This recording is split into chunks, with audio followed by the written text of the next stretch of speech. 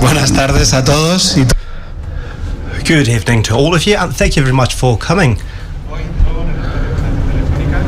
with us today at the Espacio Fundación Telefónica. My name is Eduardo Gonzalo, and I'm the head of this department. Welcome to all of you. We are honored to take part and participate in the Foro de la Cultura, the Culture Forum. This is the 8th time we hold it, and we've been working together since 2018. We are very happy to support this initiative, which has actually become a benchmark for culture, not only in Spain but at an international level, as you can tell by the high standard, high level of the speakers and moderator we have today. One of the things we appreciate the most is how the culture dissemination is understood with a wide approach. It's a driver for change and for transformation. That's the way we perceive it here, and it's also a tool for conversation, for discussion, and to build bridges between different domains. I wanted to highlight, like I said at the beginning, that for this Foro de la Cultura in Valladolid, that is actually held in Madrid, this is the best possible place to hold it. We are honored and we are very happy for it. In our institution, we are trying to promote knowledge, we are trying to promote innovation, we aim at supporting everyone in the digital transformation. We are promoting projects where we bring together technology, education, and culture. We believe in bridges, and we believe that in order for us to know the world around us and to advance what's to come, this is a very important approach. This year is about fear. You've chosen fear as the main topic. You actually pick very, very powerful topics of conversation, and it's going to be very interesting. And it's not a very usual topic of discussion. However, it delves into essential aspects of the human condition. Fear, sometimes hatred, humor, they're all a part of it.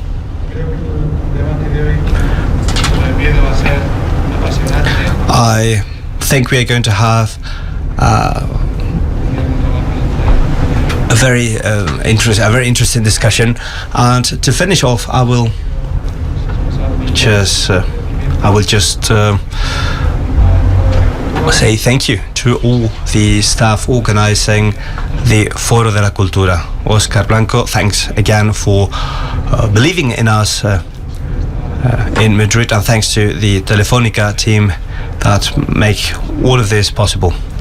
Andrés Peluca, Silvia Arroyo, Luis Sansegundo, somewhere here, Laura Fernandez, and the rest of the team. And to all of you, thank you for being with us. Enjoy the event and stay with us next year as well.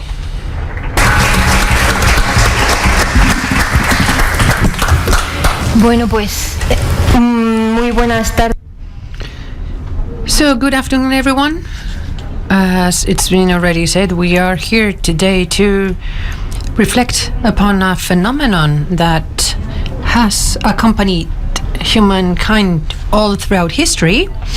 It seems that today it achieves a greater dimension. This phenomenon is fear. This feeling that historically has been an inherent part of our existence. It's also said that it is the most narcissistic feeling, and it seems that it's more present and more expanded today than ever. And this because it's stronger because of the mass media, technology, and globalization. In this context, fear is not just a personal feeling. It has become a determining factor in the collective life and in global policies. Fears cross our societies. Fear to the unknown, fear to the loss of control. It seems that these are the patterns that mold today's societies more than ever. And in this debate, we have three thinkers that have covered fundamental aspects of these phenomenon in our societies. We've got historian Robert Peckham, who has reflected about how fears have created and manipulated societies all throughout history. We have McKenzie Wark, who has covered the impact of technology when configuring realities at global level. And we have got Heinz Bude, sociologist, specialized in the fear and alienation in contemporary societies.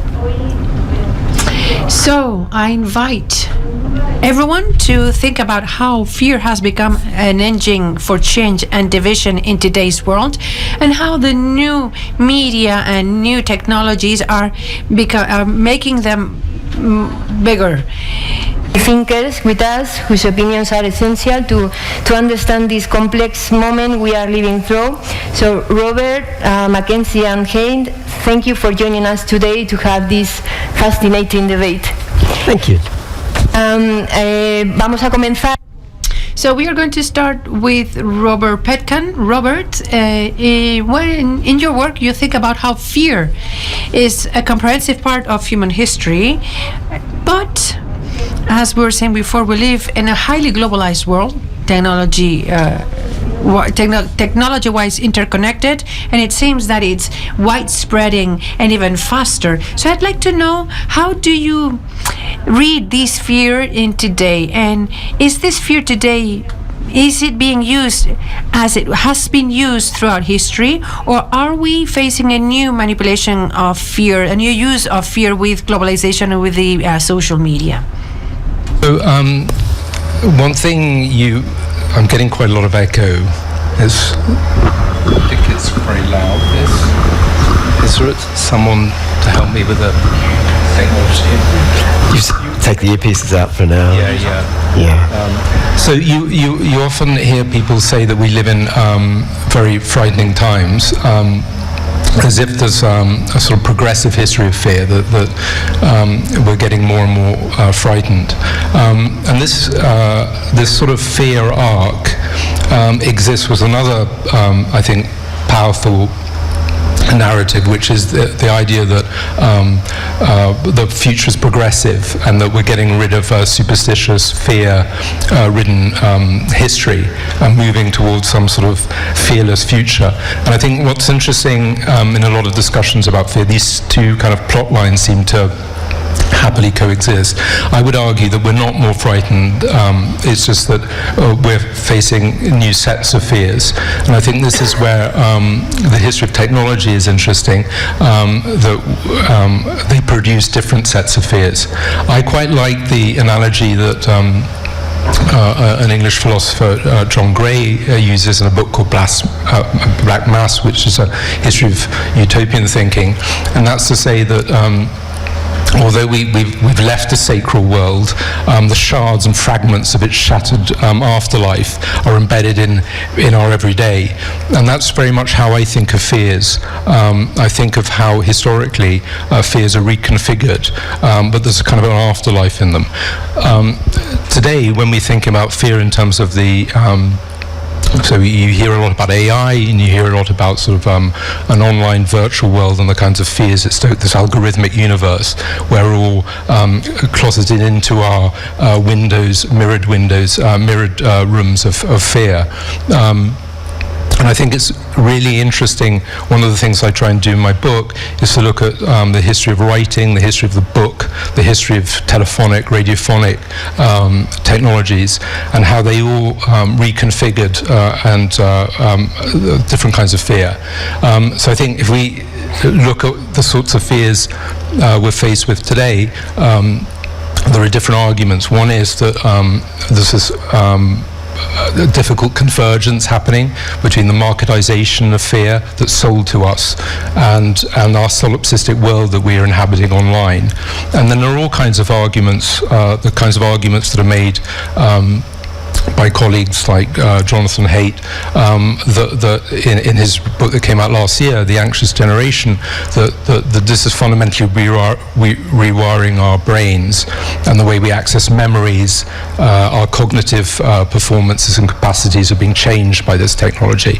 And then, of course, there's an offline analog world of fear, and I think we need to remember that, a fear that when people don't have any money, they don't have health care, they may not have jobs, and so I think we need to be not disappear into the conversation about technology, and we forget the worlds of real fears that most people confront in their everyday lives.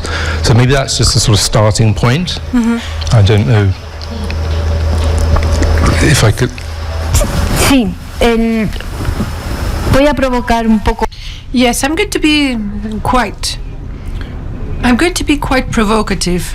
McKenzie, we're going to take it from here, but you speak rather from a cyber utopian current. You talk about the class of the hackers, capitalism.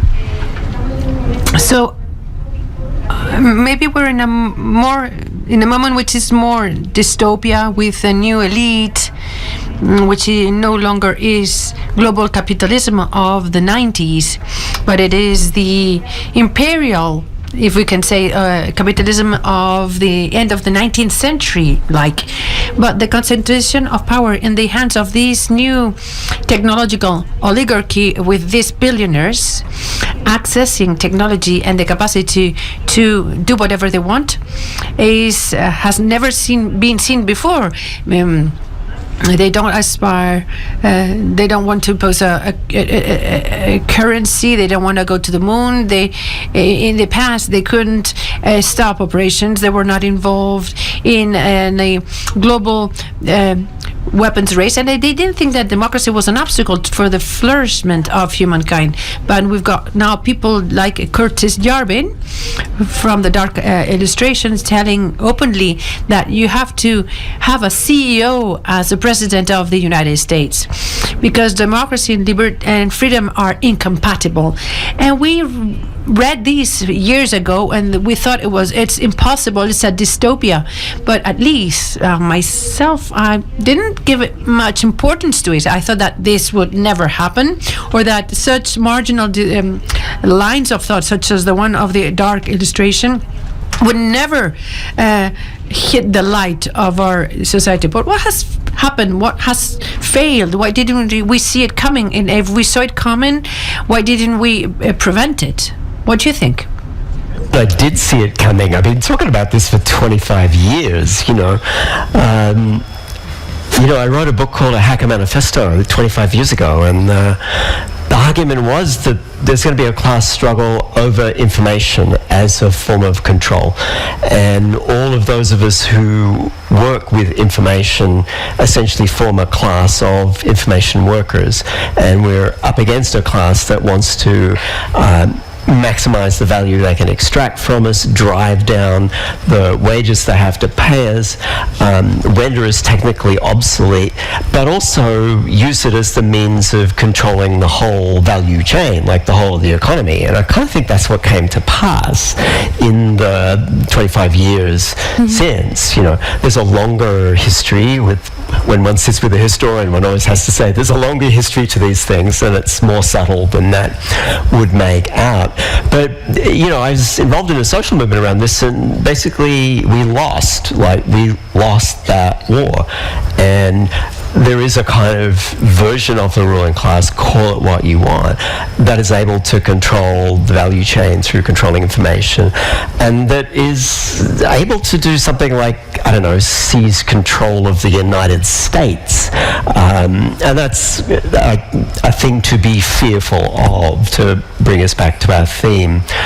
And there are many moving parts to that, but one is certainly the way in which, if your interface with the world is this, I'm holding up the cell phone, right?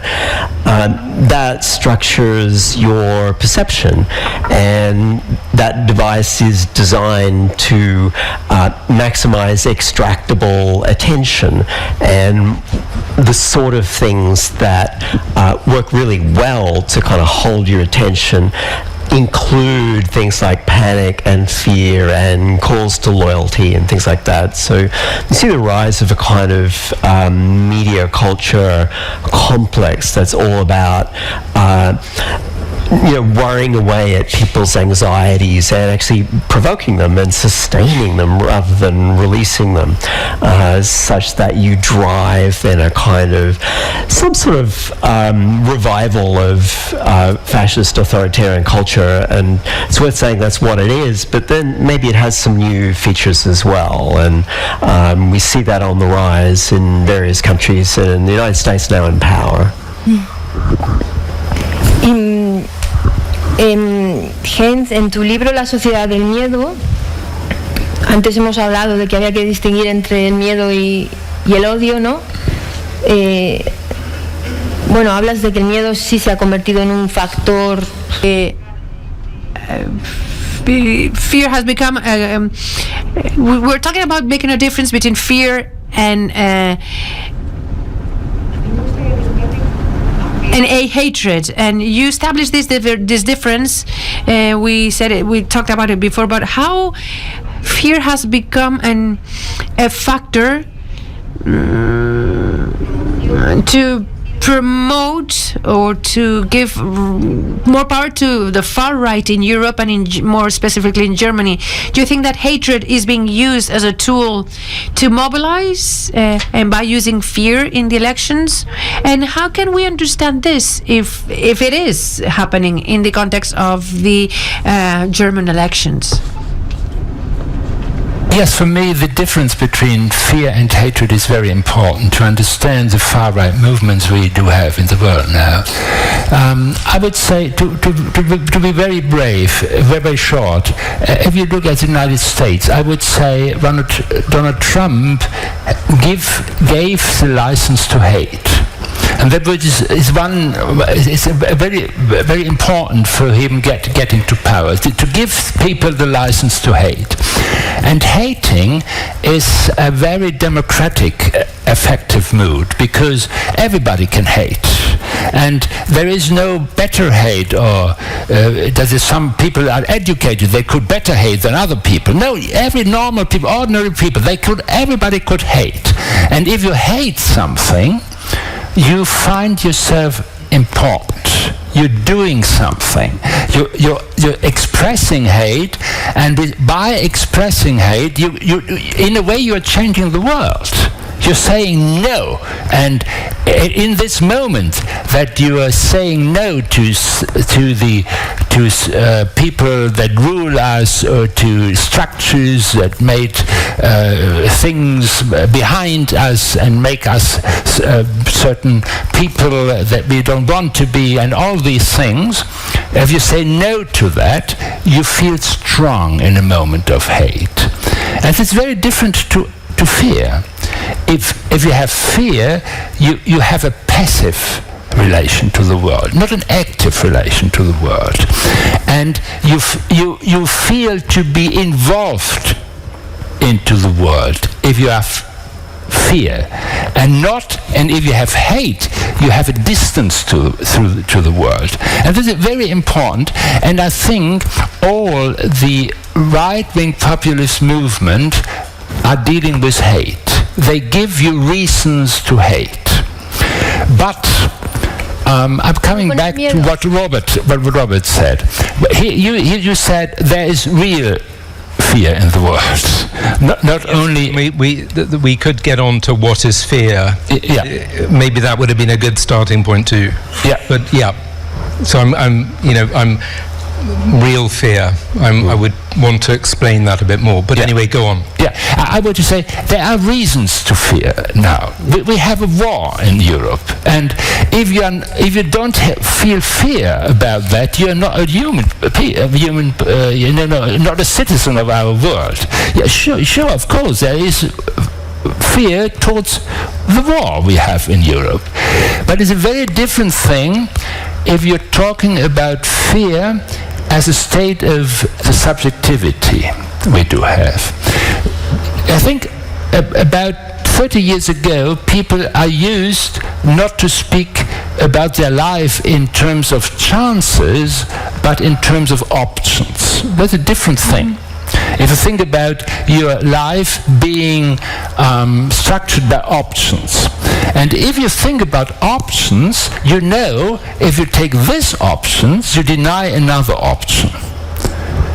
So if you think you have a number of options in your life, you have always the fear to make wrong decisions. And do I really are in the midst of my ability if I take that option, or should I take another option? So we are, with these kinds of ideas, we are going into what a lot of people say, that we have new depressive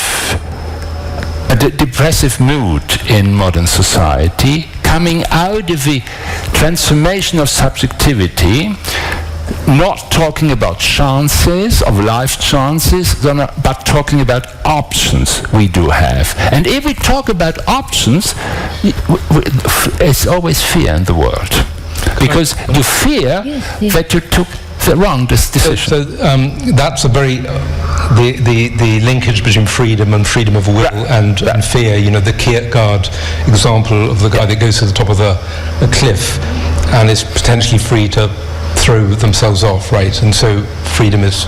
I think the problem is with the options thing, it's been hijacked by sort of architects of choice. So, you know, Elon Musk is out there talking about freedom and, you know, we can choose, and so it's been co-opted into a very non-optional discourse of choice. Yeah. So that's but I would also say we're focusing here on fear as a negative force, of a coercive and a manipulative force. But surely the kind of vulgar Marxism or whatever, it requires a degree of fear which is not linked to hate but maybe linked to anger. Mm-hmm. So maybe a sort of the management of a constructive angry fear may be actually what blasts us through the manipulation of the kinds of fears that we're seeing today. I put that forward, that we must sort of reinvent fear as a positive kind of revolutionary force. And that's probably the history of the Popular Front. Yes. How do you mobilize a whole series of actually pretty dark and irrational public emotions in the interests of a popular movement. And I think we're back at that situation. But you seem quite negative in sense of talking about the sort of diminishing spaces for resistance, this all-pervasive permeation of a discourse of freedom and option that turns out to be actually fear-laden and does the opposite of what it proposes. But do you see any space for the articulation of a constructive fear?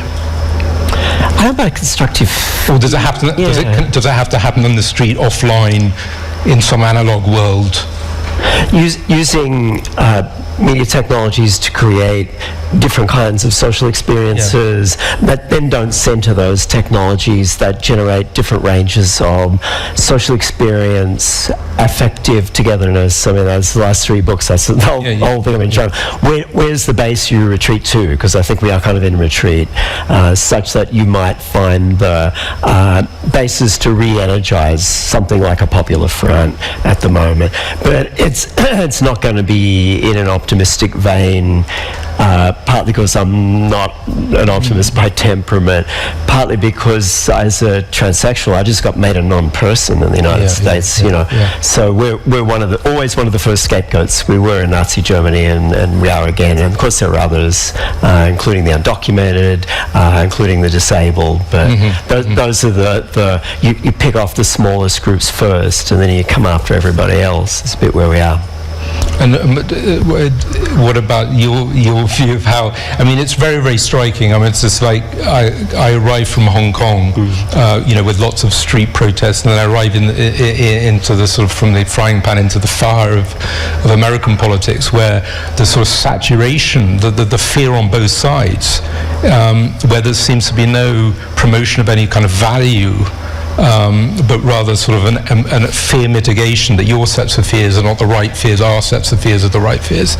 How do we get out of that is the sort of issue, isn't it?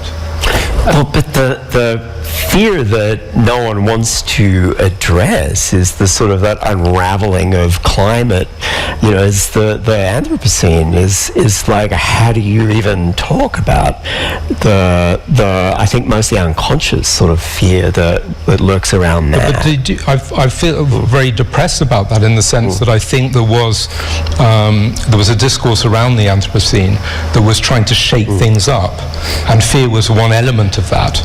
But I think that's now given way to a complete apathy.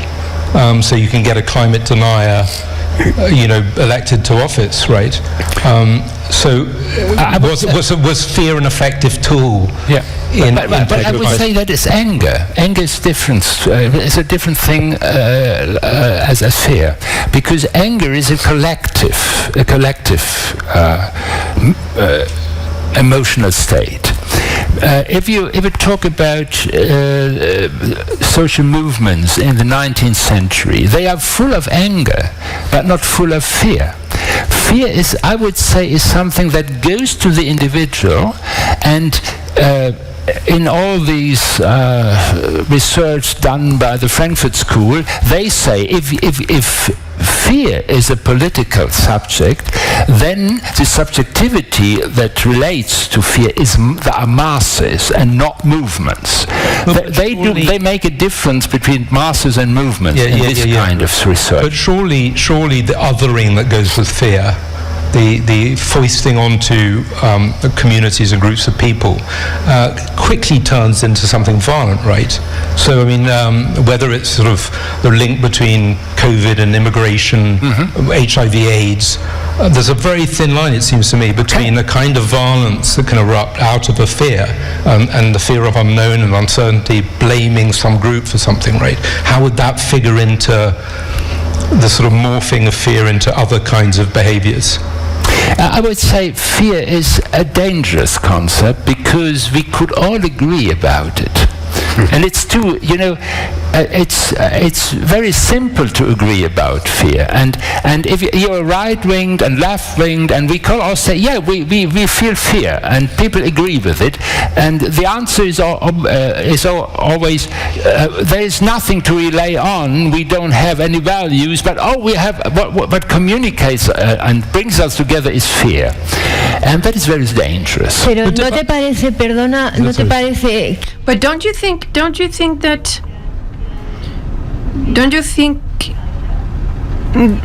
that fear makes societies more conservative? What's the impact that coronavirus has had in societies? Have we learned anything? What's the impact of the rearmament or discourses about defense and that context of war? Hasn't it made societies to become more conservative? Because fear to climate change does not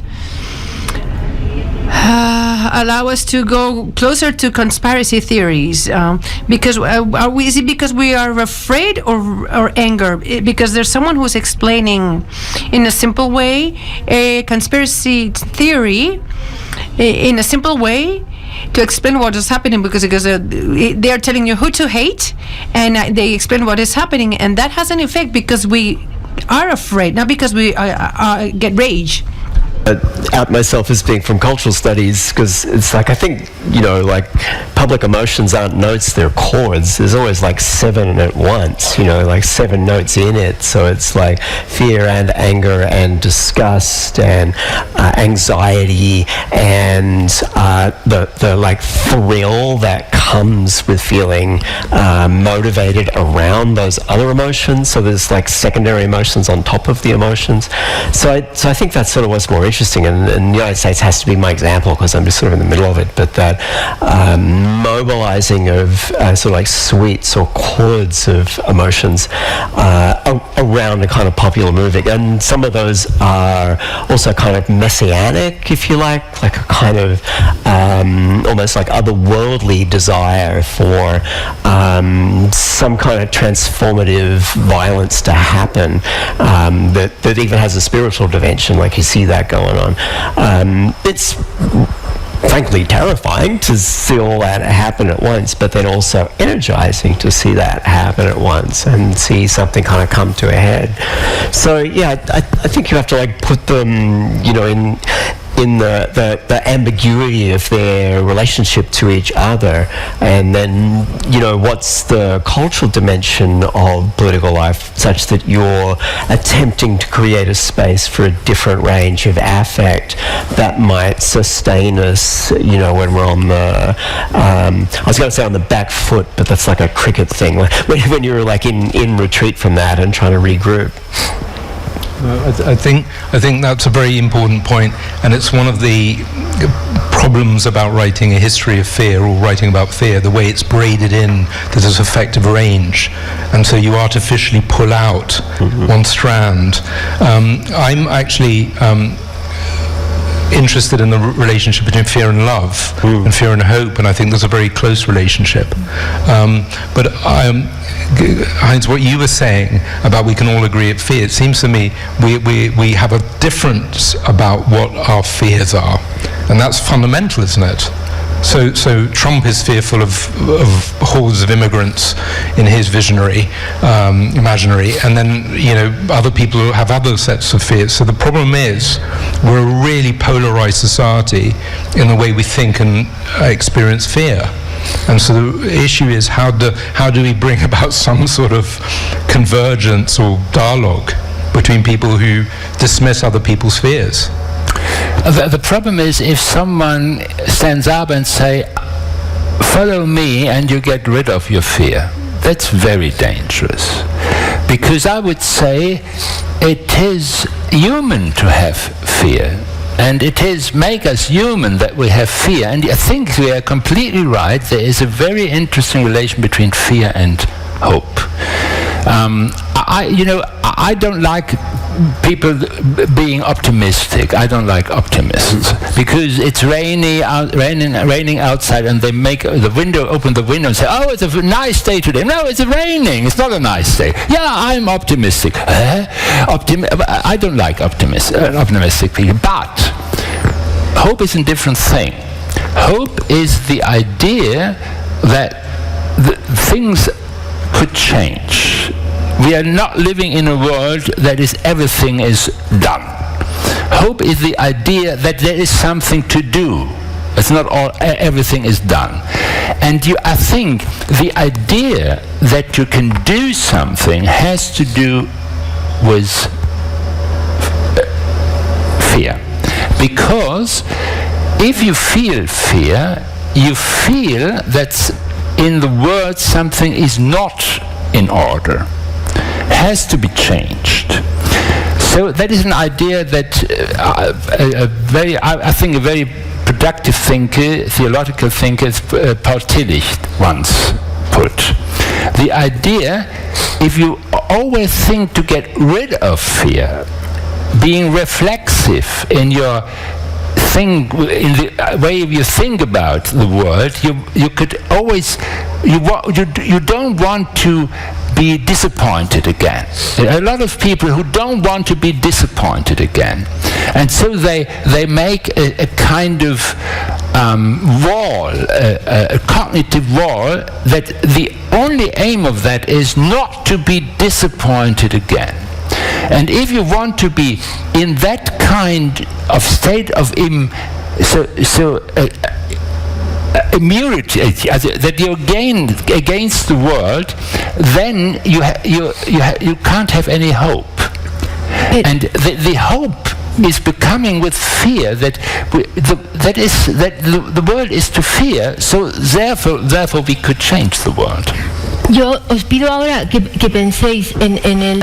I would like to ask you to think about the discourse of the Bishop of Washington, the Lady Bishop of Washington, that she does before Trump, and the core center that she does before Donald Trump is that people are afraid, people are feeling fear.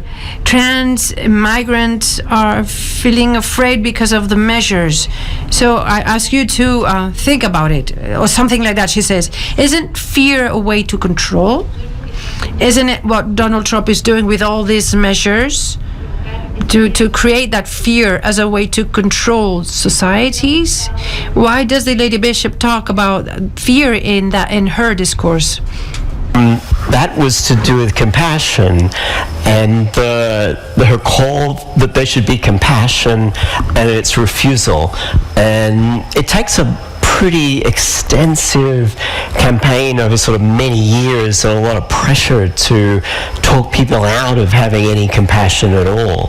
But that's sort of where we are in the United States, is to not care about anybody, essentially, except oneself, to see everything in terms of sort of like a zero-sum game. So I think that was sort of like the move, is to sort of call people to what is sort of fairly formal values to do with what might hold a society together. That obviously compassion is never perfect and it always falls short, and one would imagine is a pretty consistently Christian value, right? But then to just sort of like refuse it is kind of like, no, we're gonna basically shut down the existence of trans people. We're gonna like deport people in the most aggressive and needlessly hurtful way that we can possibly think to do it. Not very efficiently, as it turns out. And then go looking for others, go looking for who can we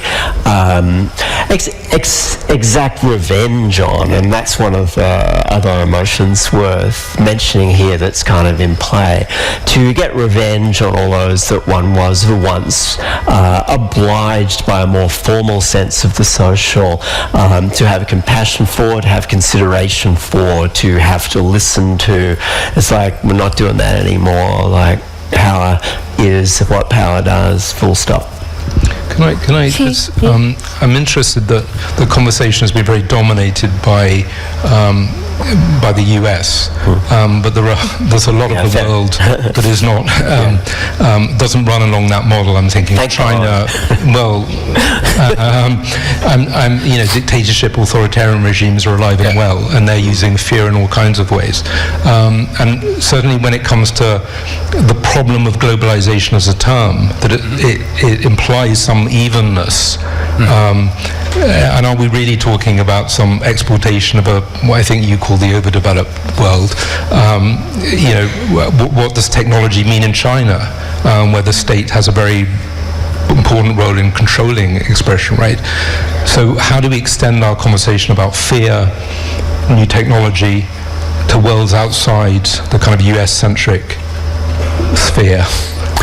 Yes, maybe we are going now in a kind of multipolar world.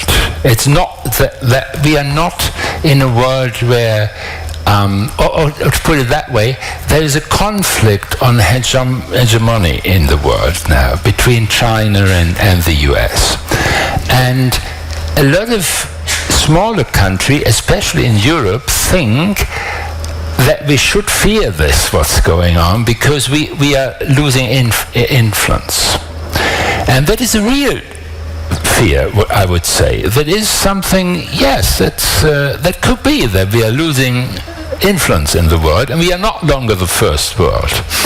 And sometimes people think, what does that mean for me? And now the populist intervention begins. They say, you see, the world is changing, but the elites don't care. They do as if everything goes on as we had it for 30 years. But we know that the world is changing, and we care of it. We take care of it. Because we are a counter-elite. And this counter-elite is needed just to take into account what people are facing in their everyday life, and that is, I think it's not a discourse about fear. It's a discourse about serenity, and that is, I would say, that's a different thing. But one of the things I'm interested in is the story of how Europeans, when they were constructing the centralized nation state, developed fear and embedded fear as a vital tool of their governance, and then they exported it through empire and colonization, right? So one of the legacies of the world that Europeans have made is a legacy of a politics of fear, right? But there's a sort of solipsism, I would argue, in the overdeveloped world, where they don't seem very interested in the legacies of fear that exist around the world. I'm not talking about some geopolitical international relations idea of fear, that we're losing power here. I'm talking about a real experience of places in the world where there are actually fear, where if you're a woman in Iran or whatever, many parts of the world, right, there are genuine fears of life and death. And have we become desensitized to what's happening? I'm very struck, having lived 14 years in Asia, how little Americans know about the world. They simply don't know anything about China and Asia. So is that and I think that gets glossed under globalization. The idea that there's some sort of free-flowing technological transfer and everyone has experienced things in the same way, when they're clearly not, right? I put that as I mean, as an Australian, I can only agree with that, right? Because, we're sitting there, Australia's biggest trading partner is China, and its most significant security alliance is the United States, and so it's like caught between these two worlds in a diplomatically and economically and politically sensitive position. I think the US-centric tech companies are fully aware that their competition is China, and they need something to help them, where they're mostly fighting each other. They're then sort of wait a minute, we actually have to figure out how to deal with that. But their version of it is essentially strip the United States for parts and try to get the EU to implode and deregulate so they can strip that for parts. That seems to me to be the strategy. And I think that's a little alarming if you're European, because there's things to not like about the status quo ante, but there's reasons to expect what could come after it could be a lot worse. Whether or not the United States actually gets to do the things that Trump's talking about, who knows whether the chips will lie, will there really be a realignment with Russia? Who knows? We're still talking... It's a straw in the wind. Aren't we talking as kind of geopolitical scenario here? But on the level of people, whether you're a young protester in Hong Kong, and what is your relationship to technology and fear, and rather than thinking, what the sphere of influence and that kind of it's a quasi-imperial conversation about, whether America is going to dominate this and that, and Europe. But I mean, the things that are... I think you have to look at the infrastructural piece, and it's no longer necessarily just geopolitics. It's a kind of geo-technopolitics, because the whole technical infrastructure that will run that protest in Hong Kong is actually different to the one that would run it anywhere else in the Western world. Exactly. And that sort of matters, the design of that matters, and there is a level at which the sort of micro-scale individual experience is sort of shaped by struggles over who gets to control these sort of emerging geo-techno-political structures. So there's one interesting proposition. I'm not saying that this is something I necessarily believe in. I wonder what you thought, and that's the idea that with the Cold War and the world sort of frozen and locked into these ideological spheres, it's interesting if one traces the history of the internet from a sort of military technology, and then the World Wide Web in '91, just as the Soviet Union collapses. So there's an interesting history that can be mapped against the sort of geopolitics, that it's exactly when the Cold War ends that the internet takes off, and one argument would be that the vacuum left by that sort of freezing of fear into this apartheid situation gets filled by all other kinds of fears. Do you think there's any mileage in that argument, that we're living in the post-war, the Cold War vacuum of fear? It's kind of astonishing we don't seem to have a public discussion about nuclear disarmament like we used to, because now there are multiple states with very complicated relationships to each other that are nuclear armed, and I'm sure there are people who worry frantically about how precarious that situation is, particularly at the moment. Because to me that was the defining geopolitical fear of my era, was they're going to drop a bomb. And my era too, right? CND, yes. But we don't talk about that. But we do. But everybody kind of knows the climate's sort of unraveling. There's a different sense of what a possible end is. It's not nuclear winter. It's it gets too warm, right? Or too energetic. But how do you keep both those conversations alive in a way that they're manageable? As Adorno says, how not to let the power of others or one's powerlessness stupefy us remains a problem. And we go, if you agree, we go back to Germany and to the other side, the side of self-criticism, or what is it that that can be done. We go back to the idea of the unknown, and how the unknown produces fear, and how can we counteract that fear. We have a series of actors, that technological oligarchy, which is playing with fear, and they are the disruptive agents. But we have another side which does not want to play that game, the game of disruption. And why? I mean, why, for example, the position of social democrats in Germany is not disruptive with issues or topics such as migration? They don't have a capacity. Is there a capacity to create an economic program based on justice? And in Spain, we don't have a disruptive approach to speak about in favor of the tenants of houses that are leased. And maybe some parties don't dare to go for more disruptive candidates like Kamala Harris. So, I've heard politicians say that people like me that are from the central liberal right, maybe something has to happen that bothers me. We need someone disruptive such as Bernie Sanders, so that people like me become uncomfortable. So right is playing with that's disruption, and ultra far right is playing with that disruption. Mostly technological oligarchs are playing with that disruption. So why is there no progressist discourse that dares to be disruptive and counteracts or fights back? Why? In Germany, we are in a new situation.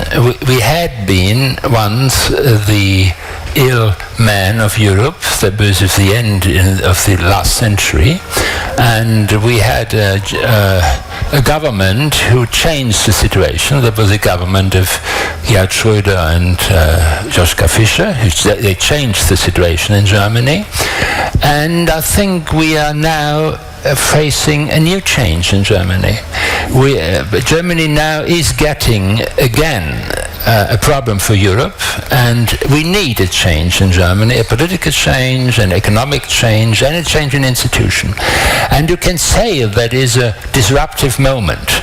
And obviously, you are right, the Social Democrats are not able to see the need to change So they think we could go on as we had done it in the last 20 years. It was that was successful. Obviously, it was successful in Germany, but now we have real problems: institutional problems, economic problems, problems with people. We have problems with East Germany. They don't think that they really are part of this new Germany.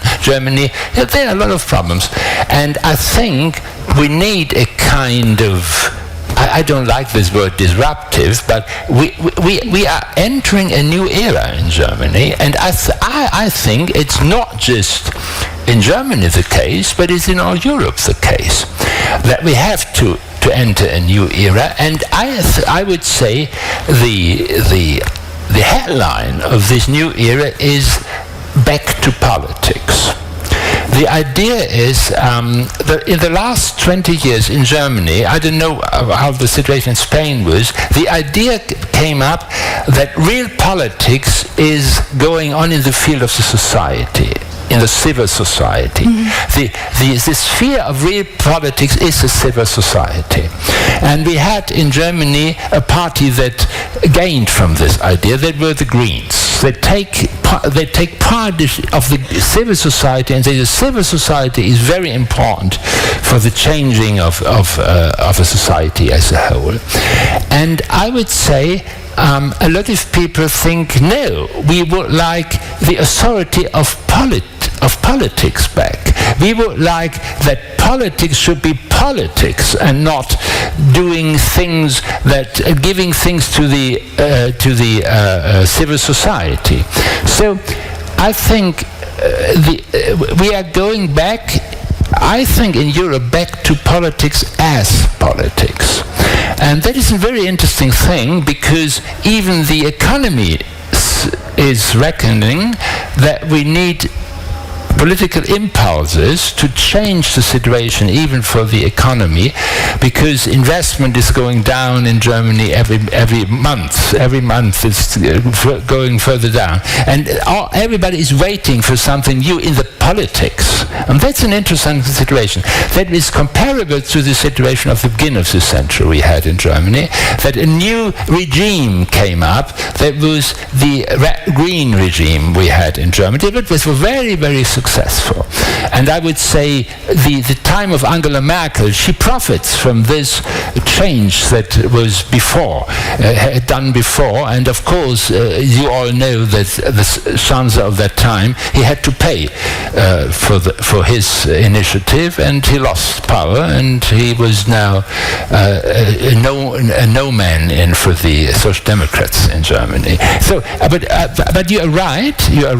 There is something disruptive in the air, and there is something. It's a need to change politics, and the problem is not by fear, but then you are right. It should be directed by hope and not by fear.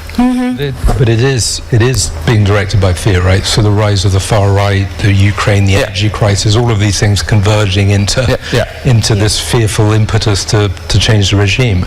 But that's an interesting. It's interesting that you're saying that sort of politics has to be the result of those sort of convergences rather than an aspirational justice-seeking movement. Yeah. I think we have two periods behind this from 1989. The first period was the post-politics, and we all know the books about that, that we are living in a time of post-politics. And then with the financial crisis, with the crash moment of 2009, we had the idea of anti-politics. Politics should be anti-politics because we couldn't trust the system anymore. And then we had the period of anti-politics I would say all over the world, and anti-politics from the right and from the left as well. And now we are at the end of this. Now it's interesting that politics is back. It's interesting that Elon Musk will assert things like you shouldn't be so fearful of your past history, and you should forget that sort of fear that's holding you back. So he's a sort of counter. But you know, we don't fear our past. No, but I mean, I think modern Germany is founded upon a pretty traumatic history. Yes, and the way that has played into. But not in categories of fear. Yeah. But in categories of guilt. That is very different from fear. Guilt and fear are different things. And you know, we had a very important chancellor in Germany. He said we have to take guilt. We have to have a feeling of it. That was really blunt. He doesn't talk about fear. Bueno, de hecho, Vance habló abiertamente. In fact, Vance talked openly, saying that political elites in Europe were afraid of what people voted. So he lectured us Europeans because that's what he stated, that you're afraid of the results of the polls of those elections, and so you have to review your principles. We don't have much time left, so let's see if there is someone from the audience willing to take the floor to ask or comment.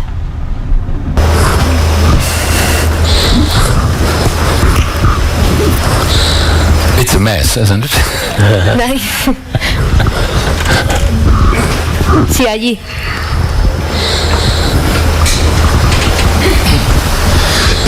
Sí, muchas gracias. Thank you.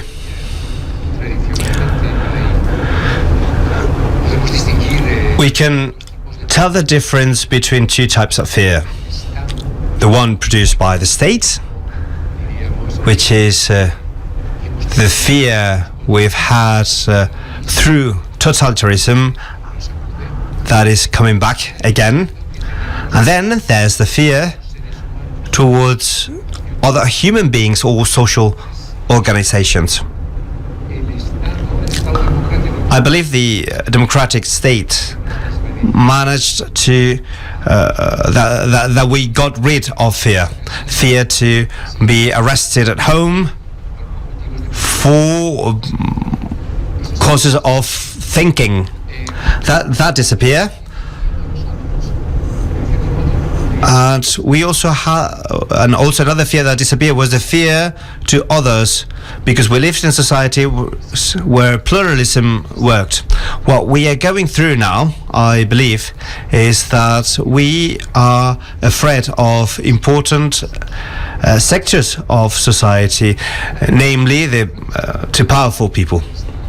And we're actually starting to fear the state. Actually, in the US, and potentially in those European countries falling into the hands of the far right. So we have absorbed those traditional sources of fear, and this is leading to a kind of a square fear, a multiplied fear.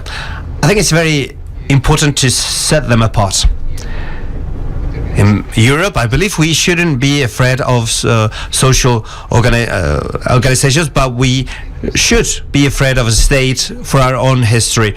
However, in the US, they should be afraid of the economic powers, because, among other things, they are taking ownership of the state. Now they are dismantling the state institutions, and that's breaking all the rules. The welfare state managed to introduce the idea of legal security, because this soothes the fear for the future. We are living in societies which there is a security that we can do things. All this is what is this is what's breaking. This disrupting. Disruption means breaking the rule system that allowed us to imagine feasible or viable, foreseeable societies where you don't need to worry about your children's education, where you don't need to worry about your future, and so on. This is what we have shaken off. The fear tends to translate itself to the future. This is just to introduce another element in the conversation, because I think that would be pretty relevant.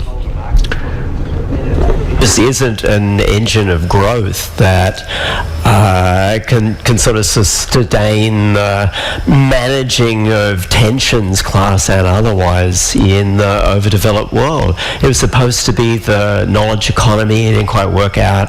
The Biden administration had a go with like the care economy. You actually build something like the social state that already exists in Europe, but that didn't come to pass. They couldn't get the votes for that.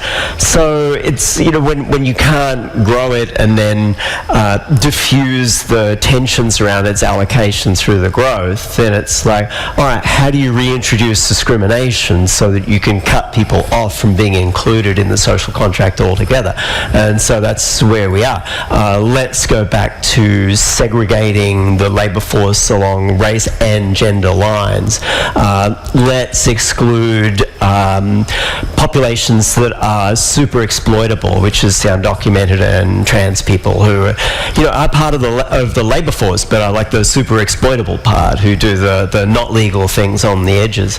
So I think that's you see that clearly in the United States, but you see that as a possible future in other states in the overdeveloped world and also beyond it. I think that was one of the things that was going on in Brazil, and Brazil fought off that rightward turn. You could see it in some parts of Asia as well. So the vulgar sort of Marxist version of it would be, well, you have to keep growing the pot in order to maintain that kind of civil compact. Or frankly, the United States had never existed. Like you never lost that. You never lost fear of government. Like that never happened for a lot of people in the United States ever. And you never had a sense of everybody being included in civil society. Like that the United States never got that. It almost did for a minute with civil rights movement, and then we're in retreat from that even further. And I take issue with your statement that sort of dictatorship and authoritarian regimes are linked to fear, and that liberalism is not linked to fear. So there's a very plausible, not necessarily that I subscribe to it, argument that in the post-war environment of what had happened in the Holocaust and Stalin's rise, that liberalism built fear defences around the possibility of its values being hijacked. And what's come to pass is that the mechanisms that it built to defend its values took over and overwhelmed the values. So it's essentially all it's left with is its fearful machinery to protect values that no longer exist there. So I'm not sure that the trajectory is totalitarianism and everyone being fearless in democracies. I think fear has always been a part of protecting the values within democracy from threats without, even though that's often played into an imaginary world of threats. So but I would add, there are parts of society, even in Germany, who fear the state, who fear a state that it could be under the regime of the AfD, could get under the regime of the AfD. There are parts, and there are not small parts of society that fear the state. The state is not longer for them. It's not the holder of fear, but it's the source of fear. And that's an interesting thing.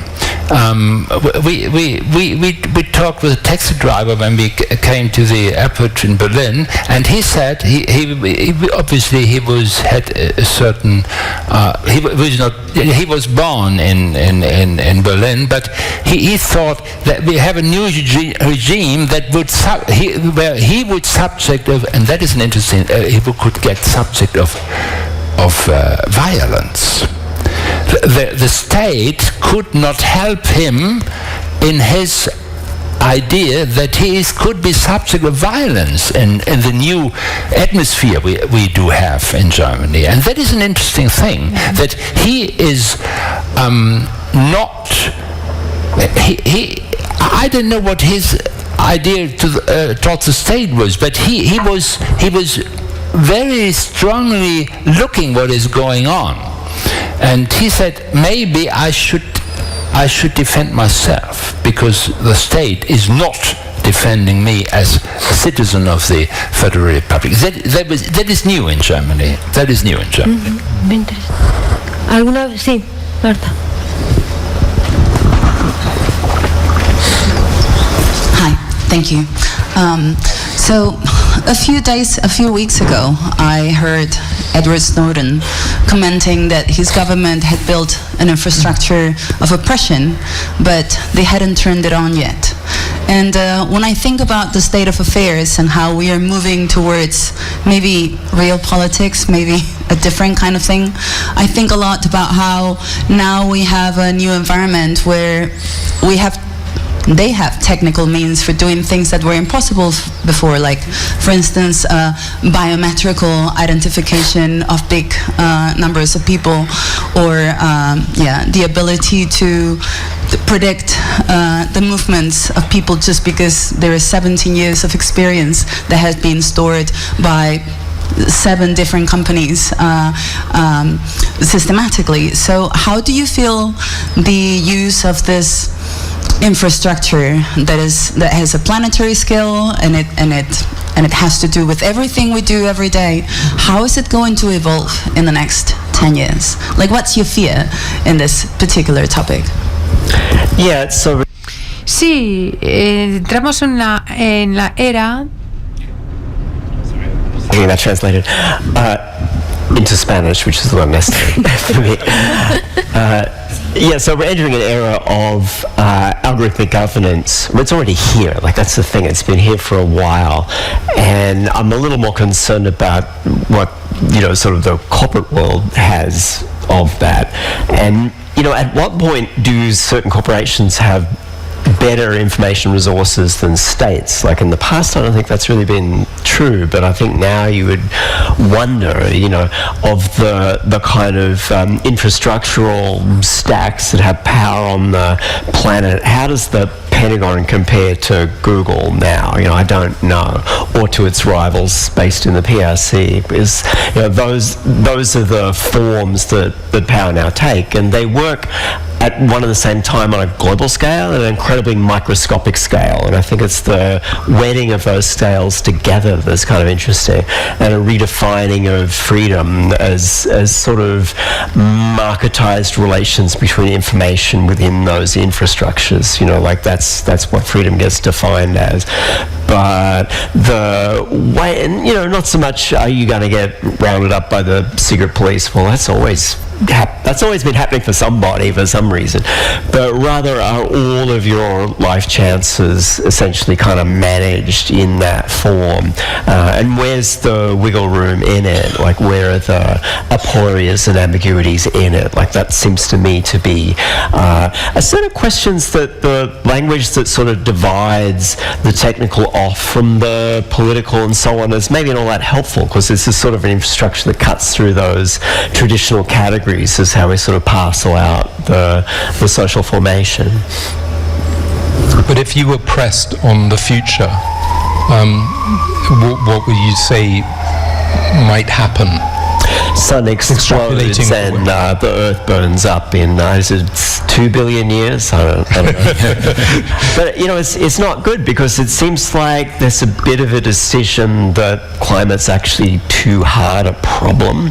So how do you grab resources now in a sort of zero-sum game of diminishment, rather than sort of try to build a different infrastructure that might mitigate the worst effects of it? I think that's sort of that's the real talk conversation that'd be going on here.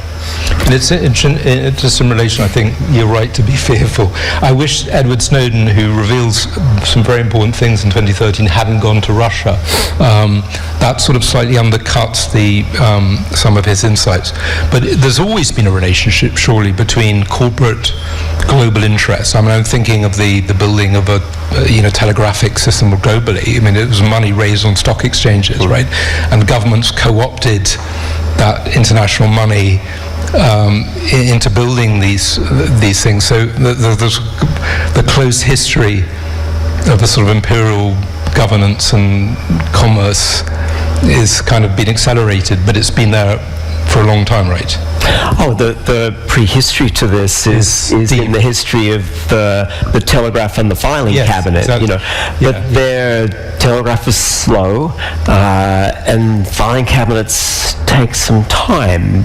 But when you sort of accelerate that and add levels of detail to it, and levels in which you can kind of manipulate that information in multiple ways in real time simultaneously, like I kind of actually think there's a phase change. It's a hard argument to make with historians that there's a phase change, but I really think there was one, and we don't really quite have a language yet for it.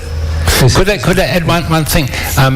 Technology and politics. I would say two effects are very important. The first one is these new digital technologies tend to make us all to spectators of politics. We are looking at it, and we are forced to look at it, and we are not participating in it. And that's, I would say, is a dangerous thing. And the second thing, the idea of public is changing through technology, because public is shared privacy now. It's not public that we are thinking about things that are relevant for all. We think the technology prefers messages as privacy, messages coming out of privacy, and it seems to be that the new public is shared privacy, and that is really apolitical. I think it changes what politics is, because before the technical transformation of that was the women's movement. It's just sort of saying, what you fellas think the public is doesn't matter to us. Here's this whole other set of things that matters. So I think there's, before we even get to the technical transformation of the public sphere, there's a kind of structural transformation of the public sphere that Habermas had nothing to say about, caused by women's movement, and analogous social movements as well. So I think there's a different history to that. We have to end here. They're telling me to close because we've run out of time. Thank you so much for being here. Thank you to the audience for coming to listen to us. Tomorrow we shall continue with more conversation, more debate until Sunday in Valladolid. So thank you, everyone. Thank you.